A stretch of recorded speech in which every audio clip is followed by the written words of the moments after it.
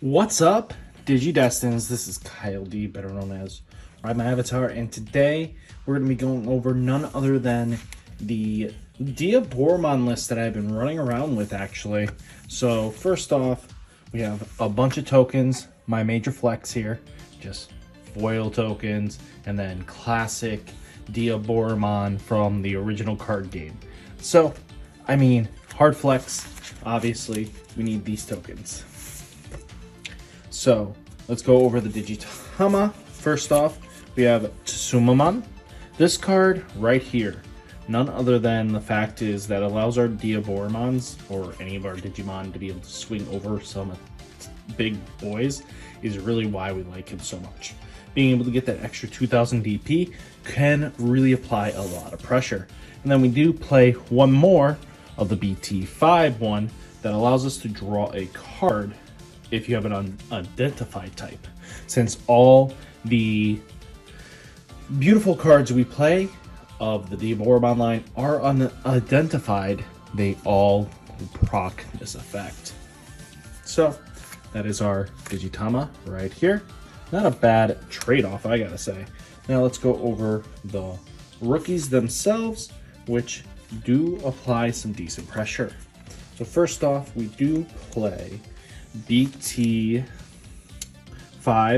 Caramon. This card is such a mandated card that it's not even funny, because the on-play revealing the top 5 of your deck, adding one card with unidentified in this type and one errata card from among them, place the rain cards into the bottom of your deck in any order, really does help out surprisingly. But being able to, get a +2 on a cost of 3 is huge for us, especially if we get the right card. We could see some decent headway. Next, we do play the not once per turn Digimon card Caramon. So when you play another Digimon with the same name as this Digimon, trigger draw 1. We play it at 4 because the ability of us getting multiple Diaboromons off really gets crazy, and sometimes, and being it's not once per turn, you can apply so much pressure to your opponent, it's not even funny. And then we do have this Caramon here. This is from EX Collection. This one is for each other Digimon you have in play with the same name as this Digimon, gain 1000 DP. So it makes our Diaboromons even more bigger, especially if we wanted to survive into swinging into our opponent's Digimon. Sometimes we just have to do that. And then we have 2 Chumon. This is really for the blue matchup to slow them down a bit, or anybody that's playing heavy memory tamers or anything like that, we can just shut them down for a little bit of turn, especially since like in matchups like yellow hybrid, this deck can shut down the beautiful reinforced memory boost, that gain 3 BS thing they like to play.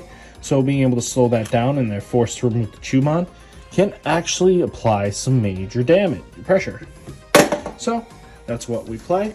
Next, let's talk about our champions, Cursorimon. This card really is the bread and butter backbone, because if we play the one from the same set as this one, the one that searches, and we grab this and the errata, we can actually be able to Digivolve on top of it and play this. That can be a huge positive in our end, because that means we get a free tamer out of the deal and a Digi-Evolution, a draw, and just do so much damage. Especially, also what's really nice is that though you cannot have an errata on board already, that's the only downside to be able to play the free errata, but we also gain our tokens to gain rush. So being able to have our tokens be able to swing the turn they come in might actually win us the game. So we just play it that way. Next, we have BT-2's Cursorimon. This card, really good, actually. Being able to, whenever we make a token, or, basically that's the point of this whole deck, producing these tokens, we gain a memory. So that means if we Digivolve into a Diaboromon and we produce 3 tokens, that was a free evolution because we'll get it back. Unless they have some sort of Chumon on board, we're always gaining a bunch of free memory, and it's not once per turn. So if we can produce another token out of that deal, it gets scary pretty quickly. And then the last champion we play, another Cursorimon. This card is in here to give all our Digimon with the same name, Decoy, black and white. So that means it gives us a way of protecting our tokens from being blown up, but also having our way of, if they try to just blow up our Digimon in general, if they are trying to get rid of our blocker Diaboromon, they can't hit into it with that option because we can pop the token. So even if they go into Suzanomon, as long as we have a token with decoy, we can redirect the pop to the token. So that's really what's in here for that self-protection against Suzanomons. Next, let's go into the level 5s themselves. Infirmon. This one is from EX Collection as well. So when your opponent's Digimon digivolves into a level 5 or higher, gain 1 memory. It is once per turn, but sometimes that might mean their 3 memory turn isn't no longer 3 memory, it's instantly becomes 4, especially if we have this guy out. But also his inheritable is nasty. So all turns, all your other Digimon with the same name as this Digimon gets plus 2000 DP. And if we can get 2 of these underneath, that means Supreme Cannon doesn't go live to bounce all our tokens away, stuff like that. So we want to just have even just one of those. They have to work on removing all the Diaboromon's support first before they can Supreme Cannon. Sometimes that burns all their resources, and that's not enough to actually prevent us from not playing. So next, we do have BT-2 Infirmon, because when this Digimon digivolves into a Diaboromon in your hand, reduce the memory cost of the Digievolution by 1. So being able to shut off that, well, reduce the cost of our 3s down to a 2 really does matter at times. And that can lead us to game wins because now we're not wasting too many resources and we get some extended plays. Next, we do actually play 2 War Mumsies. So the reason why we play this is sometimes we do have 5 memory with the tamers we have, and being able to slam this down and then instantly climb into a Diaboromon to produce some more tokens can actually do some major damage. So we love War Mumsy. Next, let's talk about him. The blocker Diaboromon. This card is nasty. So let's move over from, the amazing art to just one readable. So at the end of the battle, you may play 1 Diaboromon token without paying its memory cost. They're 3000 DP, 14 memory cost, unidentified in its traits, and it's a Mega Digimon. And then opponent's turn, all your Diaboromon gain blocker. So this is the reason why we do so well in like the yellow hybrid matchup. This because we wall up so wide that even if they start swinging, they can't get rid of him unless they minus his DP out. Because we'll have decoys, we can redirect things and prevent them from going crazy. So that's just kind of how we want to play anyway. So very defensive wally deck. Blue hybrid is really our only overall weakness, but we can definitely play around it with this because even if they strip all the sources from it, it still has blocker. So it's giving all our tokens blockers. So if we can keep producing like 5 tokens a turn, we get ridiculous. Next, the Diaboromon from BT-5. The reason why we're playing this card is because when digivolving, you may play 1 Diaboromon token without paying its memory cost. I don't understand why that matters, but, produce 1 token. Didn't really need to say without its memory cost. But produce 1 token, instantly play it, and then, if we have a bunch of Radas out, instantly gain a bunch of memory, draws, all the fun shenanigans that we love so much about this deck. Next, we have not 1, but 2 TK Karis. The reason why we play this is since we are a grindier matchup, we take it a little bit slower and we only swing in when we have lethal for board game. So what we were trying to do is, if you have fewer securities than this, you're gaining 2 memory, extending our plays, but also when one of your yellow, we don't really care about that bottom effect. It's the extra gain 2 memory that can help us extend our plays. Next, we have Izzy my boy here. So in good situations, we can give them 3 memory because revealing the top 3 cards of your deck, if they're all revealed are black, Digimon gain 1 memory. So the only time it really sucks is when it's, Diaboromon itself. But hey, at least we have Izzy being able to possibly gain us an extra memory, especially if it gets revealed in security.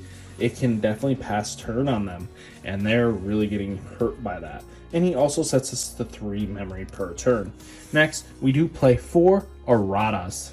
Errata is really awesome because if you have if there is a card with unidentified in its typing in your trash, gain 1 memory. So it's constantly giving us 1 memory. But also, when one of your Digimon digivolves into a Diaboromon, you spend this tamer, produce a Diaboromon token without paying its memory cost. So that allows us to extend free plays and do nasty little things. Next, we do play Catastrophe Cannon, so triggering DDG Evolution 2, but then if you have a Diaboromon in play, you may play 1 Diaboromon token without paying its memory cost, so allowing us to produce a pretty much 4 costs de-digivolve something by 2, make it a lot smaller, and just stop them from actually being a threat. So keep that in mind. We also play 2 Zwart Swarmers. This is for really the, chokers here, or, the Bokos, be able to wipe their board very easily, because sometimes they just don't climb up all the way to their ultimates right away, so we can just go, boom, get them out of here. And some of the ultimates, unless they're like green, sit around the 7 mark, so that when we Zwart Swarmer, we just board wipe them, and it's really awesome to do that. And last but not least, let's talk about the sideboard real quick, why I made these choices, and why they're in here. So first off, we do have Breath of the Gods. So this card is not because of the reboot system, it's because of this card effect. Your opponent's Digimon can't attack the player for the turn. If this gets revealed in security, sometimes it does help out, and it might slow down their plays, especially if they blocked us with stuns. If they were able to stun us and they're going in for lethal. If it's in security, boom, instantly gets us a second chance. So I think it has its own merits to show up, but that's about it. But then we also play, for our side deck, 2 Ultimate Flares. De-digivolving one of your opponent's Digimon to basically, they're level 3, and then instantly or blow it up if their costs 3 or less. This can help out with any deck that climbs big, and then you just clear them out. That's just another way of getting some advantage going. And I think it's very beneficial even in like a Jessamon matchup. If they hit that early enough, boom, it's gone. Their whole board is gone, and they're really struggling to climb back into the game. And then we do play 1 Armageddonmon. The reason why is because if there are faster paced decks, we can possibly be a little bit faster with this Armageddon, but also if they are playing level 7s with, when digivolving effects, you can bring this in against the yellow hybrid matchup, and then they can't really use their Susanos, when digivolving blow up something effect. It puts in some added work. So I think this is a solid list. There might be a few more changes I make in the future, but I think all in all, Quentin made a great list to fundamentally start with. But I had everything going before then. The only thing I really added into my own deck list was adding 2 of these, and then I added these in. But outside of that, our lists were pretty much similar make styles back in the time. So guys, what do you think of the video? Let me know down in the comments, and I'll catch you in the next one. Peace!